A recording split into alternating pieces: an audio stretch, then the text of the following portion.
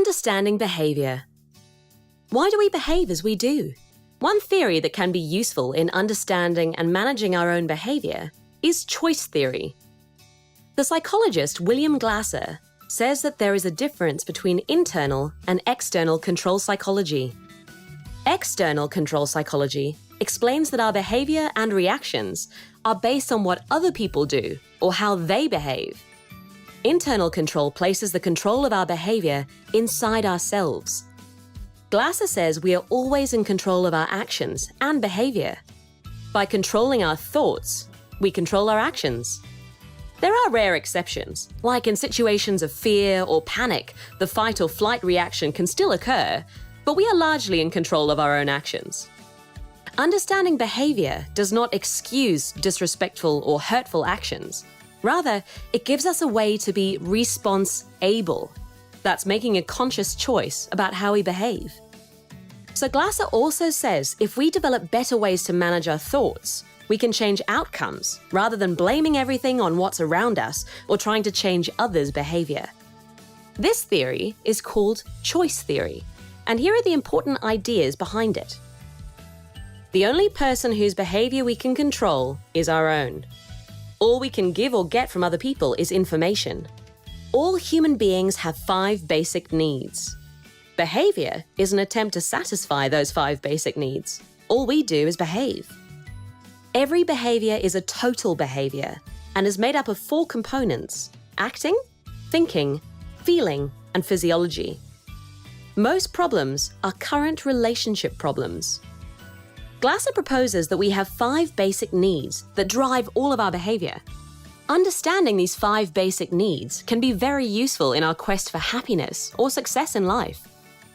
The need for survival is driven by our reptilian brain. Food, reproduction, physical security are all driven by the need for survival. There are 4 psychological needs.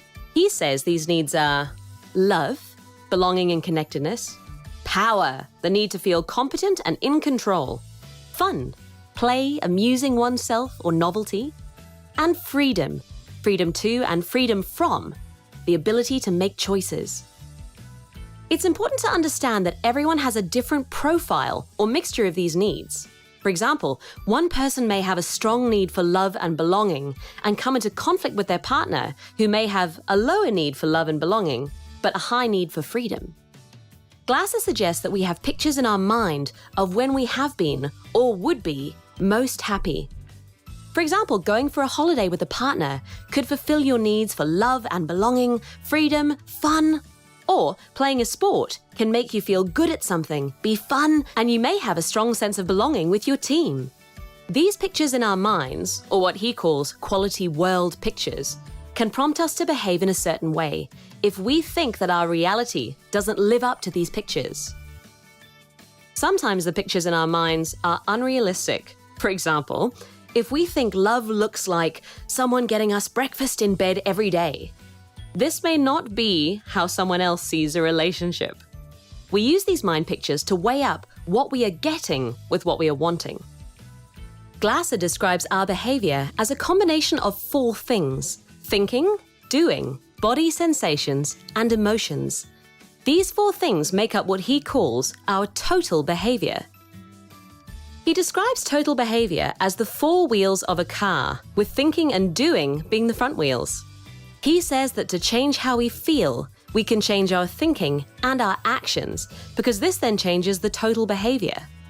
So for example, you may be at a social function and see that your partner is talking to someone else, and your thoughts may be that he likes this other person, that you fear you may lose them, and you may start picturing this.